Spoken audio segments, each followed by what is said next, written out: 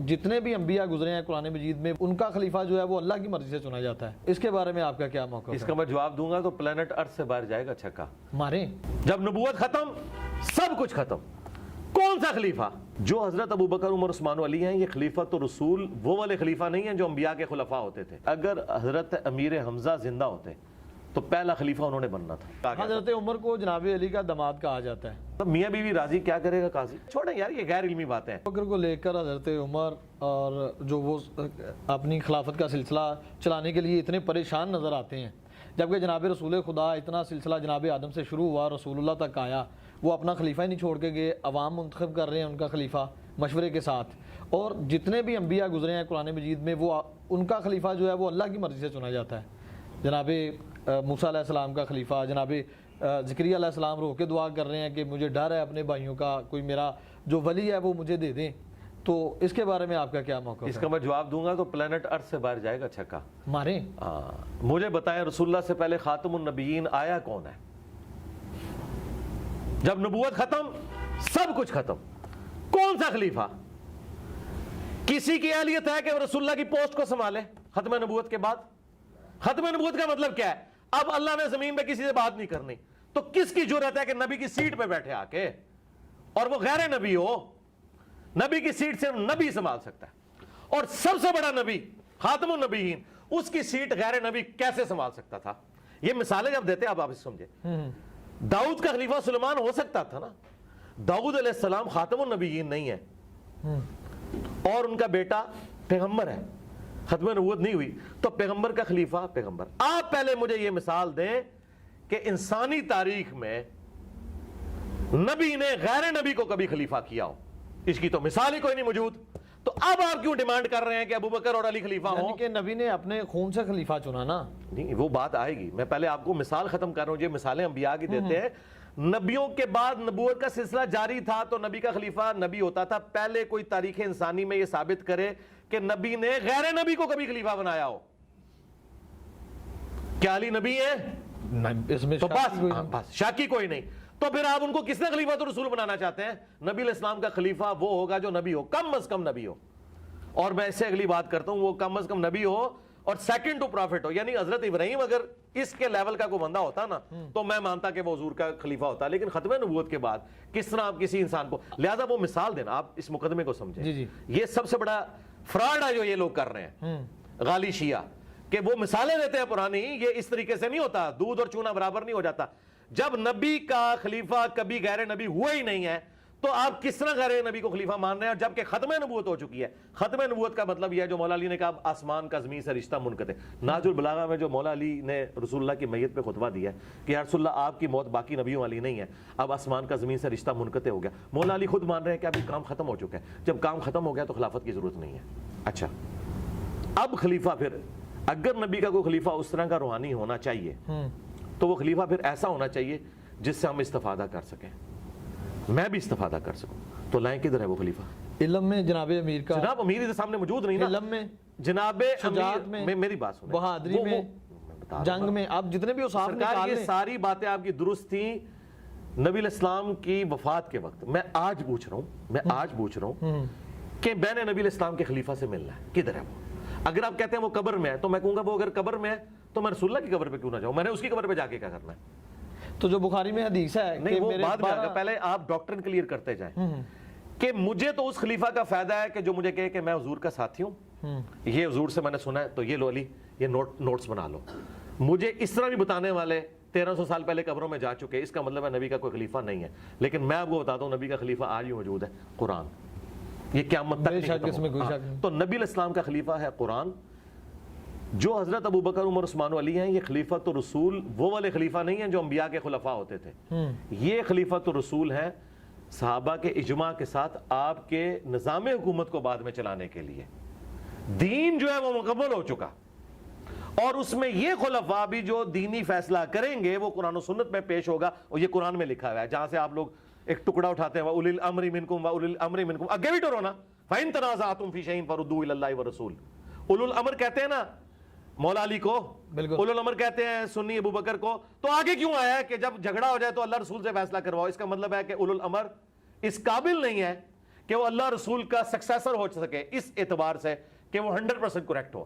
کہا کہ جب تمہارا امیر سے جھگڑا ہو تو تم نے قرآن اور سنت سے فیصلہ کروانا. اگر قرآن و سنت کا خلیفہ ابو بکر عمر عثمان و علی تھے تو فیصلہ پھر قرآن و سنت سے ہی کروا رہے ہیں, اس کا مطلب ہے ان سے اختلاف بھی آپ کر سکتے ہیں. لوگوں نے کیا ہے, حضرت علی سے بھی اختلاف کیا ہے, حضرت ابو بکر سے بھی کیا ہے, عمر سے بھی کیا ہے. ختم نبوت وہ ٹائٹل ہے جس نے وہ ساری ایگزامپلز ختم کر دی جو پہلے تھیں کہ نبیوں کے خلیفہ نبی ہوتے تھے. بھئی نبی الاسلام کو تو اللہ نے ختم نبوت کے ساتھ یہی کہا ہے نا, ما کان محمد ابا احد من رجالکم, محمد تو مردوں میں سے کسی کے باپ نہیں ہے بلکہ وہ تو خاتم النبی. اس کا مطلب کیا ہے کہ کوئی بھی حضور کی اولاد میں سے مرد نہیں بنے گا کیونکہ وہ خاتم النبیین ہے. یہ بھی مطلب ہے اس کا. تو دوسری جگہ پہ قرآن یہ بھی تو فرماتا ہے نا کہ حسن حسین ان کے بیٹے ہیں. نہیں, قرآن نہیں فرماتا, حدیثوں میں. ابناکم. ہاں جی وہ بیٹے ہیں نا, لیکن وہ بیٹے اس سینس میں کہ غیر پیغمبر ہے نا, پیغمبر تو نہیں ہے نا, ختم نبوت ہو چکی ہے. اس فرق کو آپ سمجھیں. حسین علیہ السلام بے شک بیٹے ہیں, سب کچھ ہے, نبی نہیں ہے. ختم نبوت کا تقاضا یہ تھا. اچھا میں آپ سے پوچھتا ہوں, حسین علیہ السلام سے تو زیادہ حقدار نبی علیہ السلام کی اپنی اولاد ہے, ابراہیم بن محمد. تو ان کی تو ڈیتھ ہوگی نا. ڈیتھ کیوں ہوئی ہے؟ وہ قرآن میں ہے نا, ما کان محمد ابا احد من رجالکم ولکن رسول اللہ و خاتم النبیین. ختم نبوت کا تقاضا یہ تھا. اچھا میں تو یہ سمجھتا ہوں کہ اگر حضرت امیر حمزہ زندہ ہوتے تو پہلا خلیفہ انہوں نے بننا تھا, کیونکہ نبی الاسلام کی مبارک زندگی میں یہ جو آج مثالیں دی جا رہی ہیں نا کہ حضور کے مصلی پہ ابو بکر کھڑے ہو گئے, پھر لوگوں نے پتہ کیا کہنا تھا, یار دیکھو بدر میں آرمی چیف نبی الاسلام نے اپنی جگہ ان کو آگے بھیجا ہے آرمی چیف بنا کے. مولا علی آگے ضرور گئے لیکن آرمی چیف کے طور پہ نہیں, آرمی چیف کے طور پر امیر حمزہ بدر میں بھی احد کے اندر بھی. تو لوگوں نے سیدھا سیدھا کہنا تھا کہ نبی الاسلام کے سکسیسر امیر حمزہ ہے, خاندان قریش میں سے بھی ہیں, بنو ہاشم میں سے ہیں, ان کو چنا جائے, یہ ہو جانا تھا. لیکن ظاہر ہے کہ اللہ تعالیٰ کو کچھ اور منظور تھا. میرا خیال یہ چیپٹر کلوز ہے, اس پہ ہم جتنی بھی پانی میں مدانی ماریں گے نا اینڈ دل وہی نکل. آخری کویسچن پھر آگے بڑھیں گے ہم کہ بخاری شریف میں جو حدیث ہے کہ میرے 12 خلفاء ہوں گے, 12 امام ہوں گے, تو یہ 12 وہ سلسلہ جو 30 سال تک چلتا ہے خلافت کا, خلافہ راشدہ کا. اس کے بعد نظام تقریباً درہم برہم ہو جاتا ہے. ایک چیز. دوسری چیز آپ نے کہا کہ یہ نظام بہت مضبوط تھا جناب ابو بکر سے جو شروع ہوا, اتنا مضبوط تھا تو تقریباً 4 سال 2.5 سے 4 سال تقریباً عرصہ جناب ابو بکر کا, 12 سال جناب عمر کا, کوئی 10-12 سال حضرت عثمان کا, اور اس کے بعد پھر کیا ہوتا ہے وہ سب آپ کے سامنے ہے. اتنی جلد اتنا مضبوط سسٹم کیسے زیر ہو گیا؟ سسٹم کیا سر, پولیٹیکل پورشن کولیپس ہوا ہے, باقی تو ترقی آج تک ہو رہی ہے. آج کا بادشاہ محمد رسول اللہ ہے. بے شک. کیوں ہے؟ پولیٹیکل گورنمنٹ کی وجہ سے نہیں, دلوں پہ راج کر رہے ہیں. انقلاب آ گیا ہے. آج چنگیز خان کا کوئی ماننے والا نہیں ہے, رومنز اور پرشینز کی کوئی لیگیسی نہیں چل رہی ہے. تو یہ ایک پورشن ہوا ہے, یہ اتنا رونا بھی نہ رویا کرے, صرف پولیٹیکل سسٹم کولیپس ہوا ہے. باقی نبی علیہ السلام کی جو مبارک دعوت آج جس طرح اپنے عروج کے اوپر ہے نا, انسانیت نے اتنا بڑا کبھی عروج نہیں دیکھا کہ پیغمبر کو گئے دنیا سے 1500 سال ہو گئے ہیں اور آج بھی 2 ارب لوگ اس نام کے اوپر اپنی جان دینے کے لیے تیار ہیں. یہ بہت بڑی ایک انقلاب ہے. صرف پولیٹیکل سسٹم ایک آپ کہیں کہ اس کا ایک کمزوری اس میں آئی, فیلئر آئی, باقی تو اوورال یہ سارا معاملہ چلتا رہا. اور اس میں بھی چند ایک چیزیں تھیں جن کو آپ بات کر سکتے ہیں. اور جو دوسری بات آپ نے کیا کی تھی اس میں جو آپ نے سٹارٹ لیا تھا, ایک تو یہ بات میری امت کے 12 امام ہوں گے. 12 خلیفہ نہیں, امام نہیں ہے, امام نہیں, چلیں خلیفہ کا, خلیفہ ہے, خلیفہ کا. جی جی. نبی علیہ السلام نے فرمایا کہ یہ حدیث اگر آپ پوری پڑھیں تو آپ کو کلیئر ہو جائے گا. آپ نے فرمایا کہ بنو اسرائیل کے جو سیاست تھی وہ ان کے انبیاء دیکھا کرتے تھے, اور ایک نبی فوت ہونے سے پہلے دوسرے کو اپنا سیاسی خلیفہ بھی بنا کے جاتا تھا, اور وہ سارے نبی کو. میری امت میں یہ نہیں ہوگا. اس میں اب وہ والی بات میری سپورٹ ہوگی کہ نبی الاسلام کا سکسیسر کوئی نہیں ہوگا. آپ نے فرمایا کہ میری امت میں ایسا نہیں ہوگا, کوئی ختم نبوت ہو چکی ہے. البتہ خلیفہ ہوں گے اور بہت زیادہ ہوں گے, وہ چلتے رہے. اب یہاں پہ خلیفہ ان معنوں میں نہیں کہ آپ خلیفہ راشد کے معنوں میں, خلیفہ سے مراد ہے حاکم وقت, آپ اسے ملک کہہ لیں, بادشاہ کہہ لیں, ان معنوں میں ہے. اس میں یہ اپنی یعنی اس اصطلاح کے معنوں میں نہیں, لغت کے معنوں میں ہو رہا ہے. وہ جو آپ خلفۂ راشدین 30 سال ہے نا, وہ اپنی اصطلاح میں جو اصل خلیفہ ہونا چاہیے آئیڈیلی وہ 30 سال کی خلافت ہے. اس کے بعد جو خلافت ہے وہ ملوکیت ہے. آپ اسے خلیفہ, تو میں نے کہا تھا آپ عمران خان نواز شریف کو بھی اگر آپ خلیفہ کہہ لیں, پرائم منسٹر کے معنوں میں, 12 ہائی لائٹ کی وہ 12. نبی علیہ السلام فرمایا کہ 12 خلفات, وہ حدیث جو اس کے ساتھ آپ اس کو جوڑیں. نبی علیہ السلام نے فرمایا کہ 12 خلفاء تک اسلام کا جو یہ والا ایک سسٹم ہے یہ غالب رہے گا, اور وہ 12 کے 12 قریش میں ہوں گے. ان 12 کو نبی علیہ السلام نے خلیفہ راشد نہیں کہا, وہاں 12 خلفاء کا ذکر ہے. ٹھیک. تو اگر آپ اس کی کیلکولیشن کریں تو اس وقت تک اسلام کا جو ایک ایکسپینشن والا معاملہ تھا وہ بڑا تیزی سے ہوا. جس طرح آپ 3 یا 4 پیڈل مارے نا تو تھوڑی دور تک سائیکل چلتی ہے نا, بالکل جو 30 سال کی محنت تھی نا وہ 130 سال تک نکال گئی. یعنی ان کے ادوار کے اندر وہ معاملہ چلتا رہے گا. اگرچہ ہمارا پولیٹیکل سسٹم کولیپس کیا, پھر بھی مسلمانوں کے جو فتوحات کا سلسلہ ہے وہ جاری رہا. اللہ تعالیٰ نے وہ ظاہر اپنے دین کو ایکسپینڈ تو کرنا تھا نا. رومنز کے ساتھ جنگیں رہیں اور آگے معاملات چلتے رہے, کرتے کرتے مسلمان اسپین تک بھی پہنچ گئے. یورپ بلکہ وہ ایک صرف جنگ ہار گئے تھے فرانس والی, ادروائز تو یورپ بھی پورا مسلمانوں کے پاس آ گیا تھا. تو یہ سارے کا سارا معاملہ چلتا رہا. تو ان معنوں میں یہ ایک تشریح ہے, اس میں ان خلفاء کی تعریف نہیں ہے بلکہ ان کے دور کی تعریف ہے کہ ان کے دور تک اسلام کا غلبہ رہے گا. کیونکہ دوسری جگہ آ گیا کہ 30 سال تک خلافت راشدہ, اس کے بعد کاٹ کھانے والی ملوکیت. وہ خلافت ہے لیکن ملوکیت والی خلافت ہے. دوسرا حافظ ابن کثیر, ابن تیمیہ اور باقی لوگ اس طرف بھی گئے ہیں کہ یہ 12 خلفاء کنزیکٹیو نہیں ہوں گے. 5 تو کنزیکٹیو آ گئے, ابو بکر, عمر, عثمان, علی, حسن ابن علی. 6 عمر بن عبدالعزیز ہیں, اور پھر قیامت تک کچھ خلفاء آئیں گے اور آخری امام محمد مہدی ہوں گے. یہ بھی تشریح اہل سنت کے ہاں چل رہی ہے. یعنی میں نے نہیں کی ہے, یہ حافظ ابن کثیر نے لکھی ہے. اچھا, ایک تشریح یہ کی گئی. اب شیعہ جو اس کو 12 امام کہتے ہیں, تو پھر اگر 12 امام والی بات مانی جائے تو 12 اماموں میں سے حکومت تو صرف 2 اماموں کو ملی ہے, مولا علی کو اور مولا حسن کو. باقی تو سارے امام خلیفہ بن نہیں سکے, قید کر دیے گئے. کر دیا. اچھا, اور نبی علیہ السلام حکومت کے پوائنٹ آف ویو سے خلافت کا ذکر کر رہے تھے یا ملوکیت کا ذکر کر رہے تھے یا حکومت کا. تو لہٰذا جو شیعہ نے یہ 12 اماموں والا کنسیپٹ 12 خلفاء سے نکالا ہے, یہ بالکل فراڈ نکالا ہے. بالکل نہیں نکلتا, یہ بالکل چیز ہی کچھ اور تھی. اچھا, اور سنیوں میں سے ناسبیوں نے ان سے 12 خلفاء کی جو فضیلت ثابت کی, یہ بھی دھوکہ دیا, کیونکہ 12 خلفاء کے اس دور تک کی بات کی ہے. ان 12 خلیفوں کی تعریف نہیں کی حضور نے, تعریف کی ہے خلافت راشدہ کی. ٹھیک ہے, دونوں طرف فراڈ ہوا ہے. اور یہ جو میں فراڈ, یہ میں نہیں کہہ رہا, یہ کتابوں میں تھا. خود ابن تیمیہ نے منہاج السنہ لکھی شیعہ کے خلاف, لیکن اتنا سخت وہ سنی ہونے کے باوجود بعض اوقات اس میں ناسبیت بھی نظر آ جاتی ہے. اس نے کہا بھی یزید اور اس کا باپ, ہم انہیں مسلمانوں کا بادشاہ مانتے ہیں, خلیفہ راشد نہیں مانتے. حالانکہ وہ شیعہ کے خلاف کتاب لکھ رہا ہے, لیکن یہ مان رہا ہے کہ یار ہم ان کو ویسا نہیں مانتے جیسا کہ آپ کہہ رہے ہیں. یہ 12 خلفاء والا جو ناسبیوں نے رزلٹ نکالا, وہ بھی ردی کی ٹوکری میں ہے, جھوٹ بول رہے ہیں, فٹ نہیں بیٹھتا, تطبیق ہی نہیں ہوتی. دوسری طرف 30 سال تک خلافت, پھر کاٹ کھانے والی ملوکیت, اس کا کیا کریں گے؟ جو میں آپ کو تشریح کر کے بتا رہا ہوں, یہ علماء نے, محدثین نے لکھی, اور یہی اس کی بیسٹ تشریح بنتی ہے. اور شیعہ نے جو یہ فراڈ نکالا کہ اسے 12 امام ثابت ہے, تو بھئی وہ تو خلفاء تھے. خلفاء جو ہیں وہ حکومت سنبھالتے ہیں, تو حکومت تو صرف مولا علی کو ملی ہے اور امام حسن کو بھی 6 مہینے, باقی 10 تو سارے کے سارے خلفاء کے ہاتھوں شہید ہوئے ہیں, تو حکومت تو نہیں ہے, لہٰذا ان کی بھی بات پوری نہیں ہوتی ہے.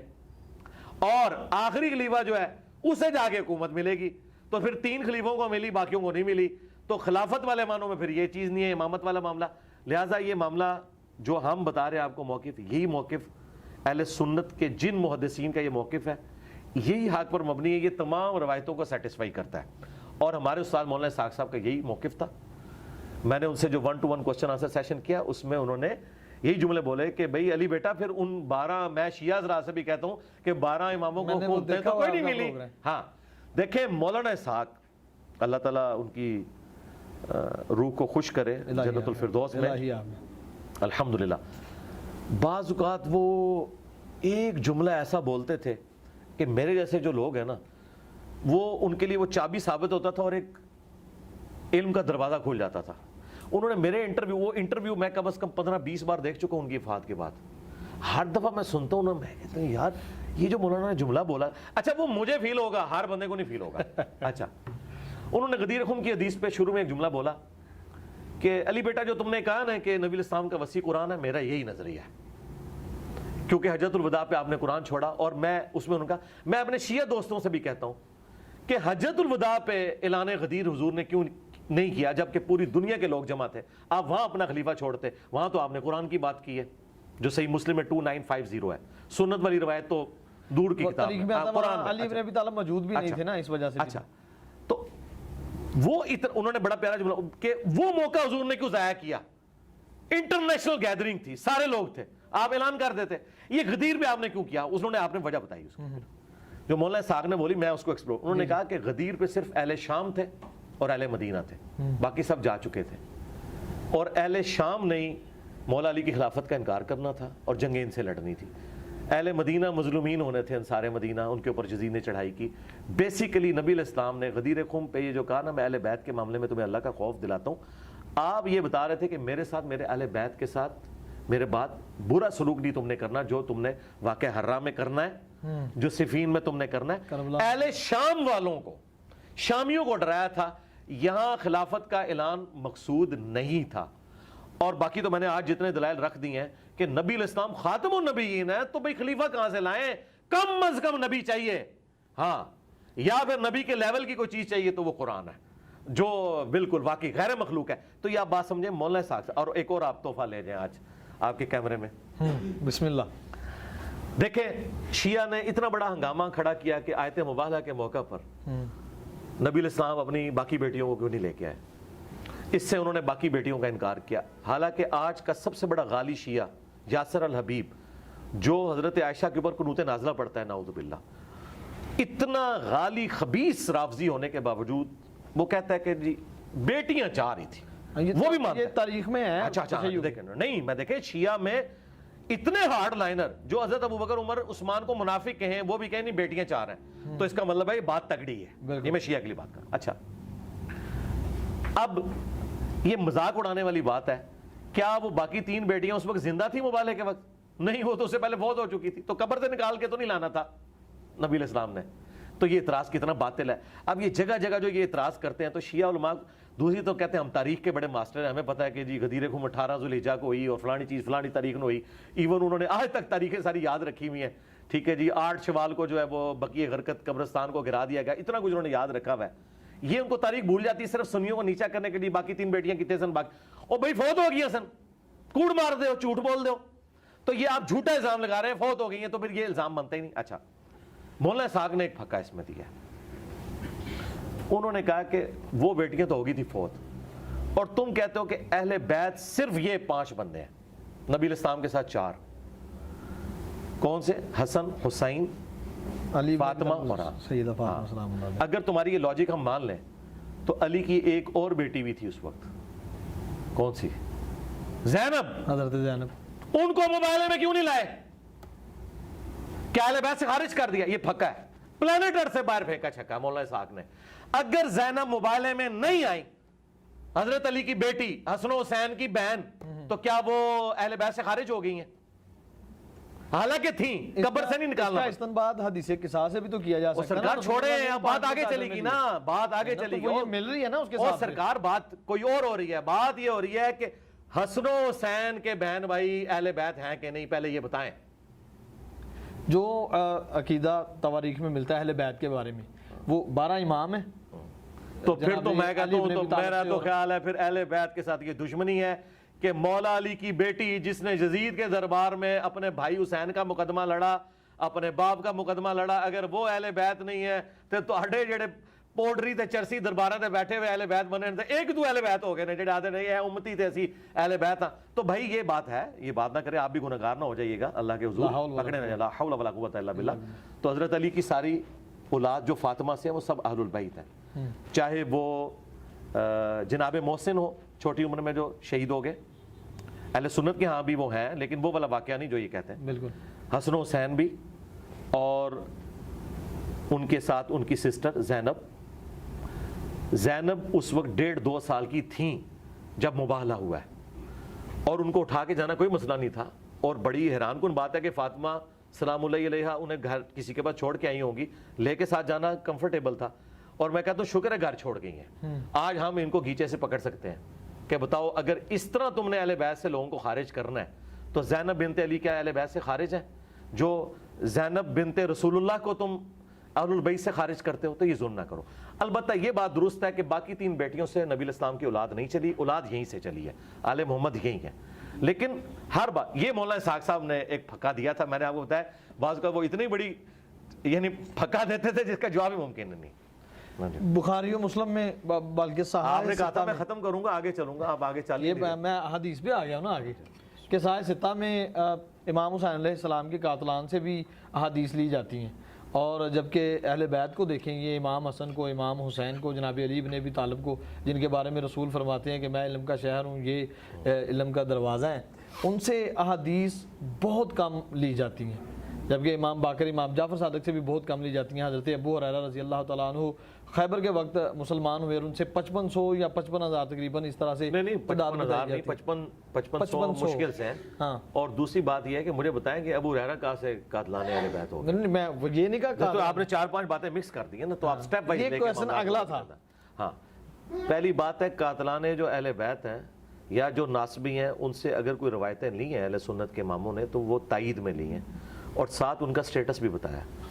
کسی کا اہل بیت کا دشمن ہونا اس چیز کا متقاضی نہیں ہے کہ وہ روایت حدیث میں جھوٹی ضرور بول رہا ہوگا, یہ ضروری نہیں ہے. اسی طریقے سے دوسری طرف آپ یہ کیوں بھول جاتے ہیں کہ امام بخاری نے کم از کم 100 ایسے راویوں سے احادیث لی ہیں جو شیعہ تھے, وہاں کیوں نہیں اعتراض کرتے؟ وہاں اگر ہم اعتراض کریں کہ امام بخاری نے شیعہ سے لے لی, اس لیے کہ وہ سمجھتے تھے کہ ان کا عقیدہ اپنی جگہ لیکن روایت حدیث میں وہ سچے ہیں. آپ وہ روایت پہ بحث کر سکتے ہیں کہ یہ فلاں روایت فلاں ناسبی سے لی تھی اور دیکھو اس سے غلط عقیدہ نکل رہا ہے, اس پہ آپ بحث کر سکتے ہیں. یہ جن لوگوں کو رافضی یا ناسبی کہہ رہے ہوتے ہیں, ہم انہی لوگوں سے دوسرے لوگوں کی شان میں حدیثیں ثابت کر دیتے ہیں. مثلا سنی امام زہری کو کہتے ہیں کہ یہ شیعہ تھا, اور بعض جو غالی شیعہ ہیں وہ کہتے ہیں یہ سنی تھا, اور جو درمیان میں کہتے ہیں اس کی زندگی کے 2 پیریڈ ہیں, کیونکہ دونوں طرف روایتیں ملتی ہیں. وہ حضرت علی کے حق میں بھی بولتا ہے اور حضرت ابوبکر کے حق میں بھی بولتا ہے. تو بات یہ ہے کہ اس طرح جب دونوں طرف, میری کوئی ویڈیو لگا لے جنگ صفین پہ تو اسے لگے گا یہ کوئی شیعہ ہے, ٹھیک ہے نا, آپ کو کہا بھی جاتا ہے. ہاں, تو مجھے کوئی فرق نہیں, مجھے سب کچھ کہا جاتا ہے اللہ کے فضل سے, کوئی فرق نہیں ہے. امام شافعی کو بھی کہا گیا. حضرت عمر کو جناب علی کا داماد کہا جاتا ہے. جی بالکل ٹھیک ہے, یہ تو ثابت ہے, شیعہ کی کتابوں سے ثابت ہے. کیسے کہ ام کلثوم ان کے عقد میں تھی, شیعہ کی کتابوں سے ثابت ہے, اور بڑے سخت الفاظ میں وہ تو بلکہ تعویل کرتے ہیں کہ یہ زبردستی معاملہ ہوا تھا. یہ وہ نہیں, میں نے اہل سنت کی کتاب میں بذات خود ان گناہگار آنکھوں سے پڑھا کہ حضرت عباس جناب رسول خدا کے چچا رضی اللہ تعالیٰ عنہ, انہوں نے فرمایا کہ علی آپ مان جائیں, آپ کو پتہ ہے کہ عمر کتنے سخت ہیں. جی ہم ان روایتوں کو بالکل غلط کہتے ہیں, ہم ان روایتوں کو صحیح مانتے. دیکھیں اس طرح کی روایتیں اہل سنت کے ہاں بھی آئی ہوئی ہیں جو گھڑی گئی ہیں. جو ایگریڈ اپون چیز ہے وہ یہی ہے جو صحیح بخاری میں ملتا ہے کہ ام کلثوم سیدنا عمر کی بیوی تھی, اور حضرت علی سے جو رشتہ مانگا تھا وہ اہل البیت سے اپنی نسبت بنانے کی وجہ سے مانگا گیا تھا, یہ زبردستی نہیں ہے. مجھے بتائیں حضرت عمر فاروق رضی اللہ تعالیٰ عنہ نے تو وہ سٹیٹس انجوائے کیا ہے کہ اوپر خدا اور نیچے عمر تھے, تو ان کے لیے گن پوائنٹ پہ یہ حرکت کرنا اور پھر اہل بیت کے ساتھ کرنا کہ مسلمانوں کی گالیاں کھائیں, یہ کون بیوقوفی کرے گا؟ یہ ایسی بات کی فٹنگ نہیں بیٹھتی. ایج ڈیفرنس جو وہ جناب ایج ڈیفرنس کوئی مسئلہ نہیں میرے بھائی, ایج ڈیفرنس کوئی مسئلہ نہیں, یہ آپ کے مسئلے ہیں. اگر عورت بالغہ ہو ایج ڈیفرنس کوئی نہیں ہے. مجھے بتائیں نبی علیہ السلام اور سیدہ عائشہ کا ایج ڈیفرنس نہیں ہے؟ اہل سنت میں ان کی 7 سال تقریباً عمر بتاتے ہیں. شیعہ کتنی بتا دیتے ہیں؟ 17 بتاتے ہیں. 17 سال بتاتے ہیں. 17 تو 17 اور 52 میں آپ کو فرق نہیں نظر آئے گا؟ 17 30 51 ہوتا ہے. بالغ تو ہوں گے نا. اور نہیں سرکار, بالغ تو وہاں بھی ہے نا. ہم تو کہتے ہیں عرب میں 9 سال کی بچی بالغ ہو جاتی تھی, یہ تو ایک پورشن ہے نا. غیر مسلم کہتے ہیں کہ ایک ڈیفرنس بہت ہے. تو 17 30 51 حضرت عائشہ جو ہیں وہ اپنی عمر میں سیدہ فاطمہ سے بھی چھوٹی تھی, تو اعتراض تو ابھی بھی اپنی جگہ موجود ہے. تو ہم اس کو اعتراض بنائیں گے؟ چھوڑیں یار, یہ غیر علمی باتیں ہیں. اگر نبی نے کسی عورت کو بیوی کے طور پر چوز کیا, ایک ڈیفرنس کتنا بھی ہے, اور وہ عورت راضی ہے, تو تیسرے بندے کو کیا تکلیف ہے؟ یہ آج کے دور کے مسئلے ہیں. یہ تب ہو جب کوئی زبردستی معاملہ ہو, پھر ہم کہیں گے. مجھے بتائیں یہ کون سا قاعدہ قانون ہے کہ مرد و عورت کی اتنی ایج ڈیفرنس, مثلا ہمارے پنجاب کے معاشرے میں کہتے ہیں جی 6-7 سال کا ڈیفرنس ہو. آج کل تو وہ ختم ہو چکا ہے, اب تو کلاس فیلو ہوتے ہیں, ایک عمر کے ہوتے ہیں. اب کدھر گیا وہ ڈیفرنس؟ بلکہ کئی تو عمر میں بڑی ہوتی ہیں 1-2 سال, اور یہ سارے معاملات ہوتے ہیں. اور پھر وہ اس کا اینڈ رزلٹ یہ ہوتا ہے کہ 10 سال کے بعد وہ بیوی ماں لگنا شروع ہو جاتی ہے، کیونکہ مرد تو اتنی جلدی بوڑھا نہیں ہوتا. پھر پرانے لوگوں کی ان کو بات یاد آتی ہے، نہیں 7-8 سال کا ڈفرنس ہونا چاہیے. یہ سارے کے سارے معاملات. تو مجھے بتائیں یہ ہر جگہ اپنی اپنی نارمز چل رہی ہیں. عرب کے ملکوں میں آج بھی کوئی معیوب نہیں سمجھا جاتا.